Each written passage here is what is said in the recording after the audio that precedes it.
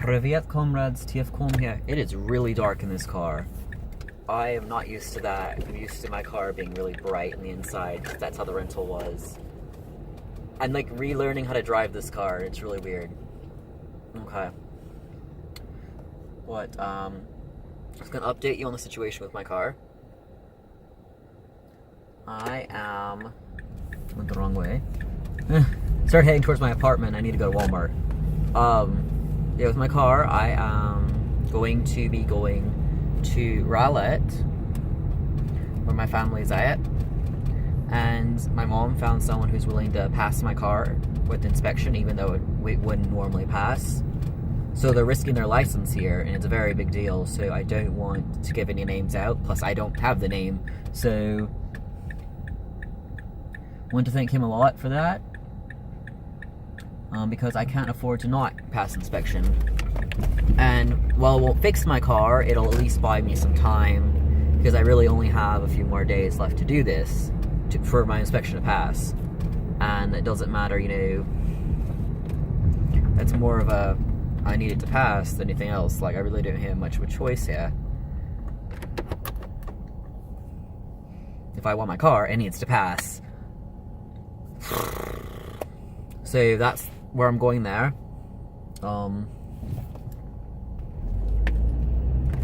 Basically, we found out more about it. The forum said they did check for the airbags, about why they wouldn't go off. Because they said they were going off, and they didn't. So they said they did check, they did test on them, and they're fine. And that is my seatbelt sensor saying my seatbelt's not buckled, and that's why the airbags are having issues. But I don't think that's the case, because my mom said she looked it up, and yes, if the seatbelt isn't registered as it buckled in, then the airbag might have some issues sometimes.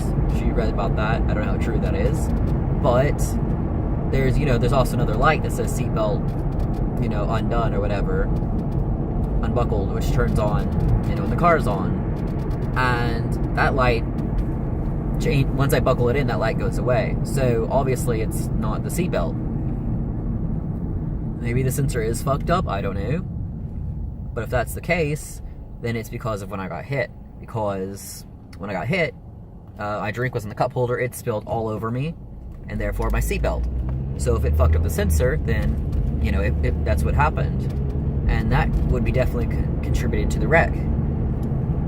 Which insurance has been telling us that, we talked to them about it, and they said if we can prove that the sensor basically broke the same day as the wreck, then they will pay for the diagnosis, whatever, how you pronounce that word, because diagnosis is for like a person, I think, but they will pay for that, because that's the only way, because that will actually tell you what day it messed up. They'll pay for that, and they will pay to get it fixed. Now, the place we're at, they said that there's no way you can tell what day it was broken. And I would believe them on that, but my mom told me, she's like, I've worked on cars all my life. Even the cheap little AutoZone scanner will tell you what day it broke. So, she thinks they're screwing me over. But part of me is scared to get it tested, because I'm pretty much positive that's when it broke. But what if that's not when it broke? Because, now that they're saying if you can prove it, it makes me think that I can't prove it, that something else did it. I don't know, it's making me second guess myself here. But I guess technically I will have to have the diagnosis done anyway to get it fixed. So it's just more of, will they pay for it or not? So I guess I do have to do that, but coming out of pocket completely on my car right now, and it's a lot of money that I don't have. I already pay almost $200 for that rental, and it's just messed up. That's what makes me really mad, because, I wasn't the one at fault, and I'm going bankrupt because I got hit. And even the insurance said I wasn't the one at fault, but I am literally going bankrupt right now. I've exhausted all of my savings for emergency funds. I've exhausted all of that. except for like $100, and I have to use that now for rent because I don't have money for rent because I used it all in my car. So I am going bankrupt right here because of this. And times like this, I need a credit card, which is a bad idea, I know. Do not get a credit card because you will have to pay monthly on it and whatever else. Currently, I'm still paying off a different credit card, which I don't know what I'm going to do since I can't pay it this month. I need to check my bank account because it may have automatically taken out. Shite.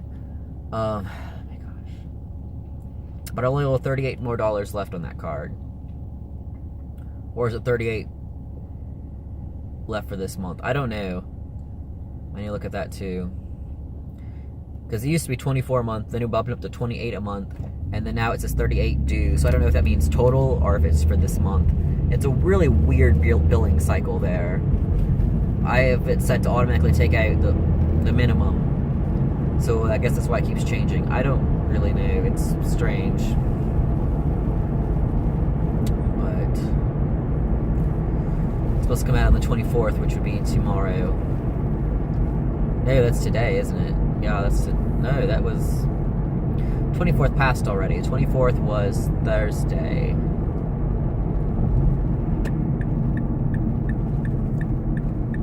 Yeah, 24th. Because the 24th was the day after court. And that's not today. No, that's not today, right? No. My days, I can't keep track of my days anymore because I'm not in school. A lot of people have said that, I've heard, because it's like, you know what day is it's Monday because you're going to the science class or whatever else you have. Like, oh, Monday's chemistry and I'm in chemistry. It means it's Monday, Like, you have to keep track of the days or else you're gonna go to the wrong class, And so now once you no longer, have days to keep track of, and, I'll keep track of, because of work schedule a little bit, it'd be like, hey, Monday I have this time, but I really don't remember it as Monday. I remember tomorrow, and then the day after, and then the day after, I will admit the seatbelt is really sticky because the soda fell on it. So perhaps once it's unstickied, then it will be fixed. I'm sorry, that was back to the old topic. I'm distracted easily. But I need to check my bank account. As for other things, I still haven't heard from my dad over whether or not he managed to change insurance. So insurance is waiting on my doctor's waiting on my insurance, and my birth certificate's waiting on my doctor. And I'm still waiting to hear back from my lawyer to see if... I still say my lawyer. My case was solved and it's done. But he was willing to look into my birth certificate process of how to get it done. And... still looking for that.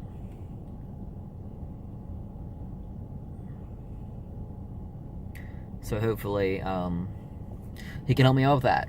Because Illinois is really confusing. I don't know if Texas is confusing too. But Illinois is really confusing about how to get your birth certificate changed. I think it's because people don't really change their birth certificate. They change their name, but the birth certificate has like your maiden name or whatever on it.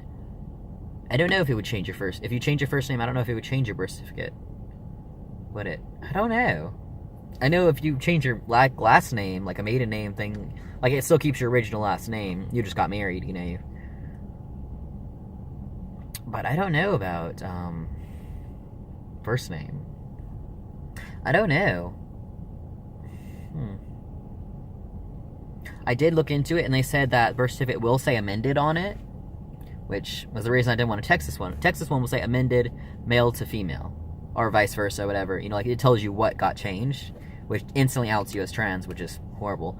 Illinois does say amended on it, but it doesn't say what got changed. Though, honestly, I don't know what else gets changed on a birth certificate, Maybe you figure out who the father was. I don't know what you could change on a birth certificate, Add your blood type. I don't know. I don't think there's anything else. But people who don't know anything about trans are probably like, weird. Okay, whatever. But if you know about trans, you're like, that's what it was. He got his name changed. Or he got his gender changed. Because I don't know what else there could even honestly be that you could get changed on your birth certificate. So it's like, yeah, we don't say what we got changed. But there's only one thing that can get changed, But whatever. I need to go in the store. I need to buy milk. Figure out my money situation. Maybe I can't afford milk. But we'll see how that goes. I also need to buy hamburger meat, which I know I can't afford that. Fun! And then I need to have gas to drive to Dallas. Or Rowlett, you know. Dallas area is the easiest way to explain it, because people don't know what Rowlett is. It's like a little island. Little man-made island, I want to say, because there's a man-made lake that's all around it. Or like, it's a peninsula kind of a thing. I don't know, it's really weird, but only way to get there really is by bridge, and, you know, that's about it. So it's like a little island, but it's all man-made lakes around it. Or one man-made lake. I don't know. I don't know if it's multiple lakes. I think it's multiple. Because there's Lake Ray Hubbard. I think it's just Lake Ray Hubbard. Well, that's where I was raised, for the most part.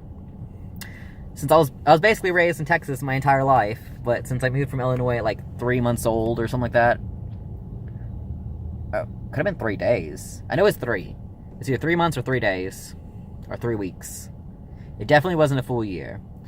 But I wasn't there for very long, maybe 3 months at longest. But because I was born in Illinois, I have to change my birth certificate with Illinois. Fun.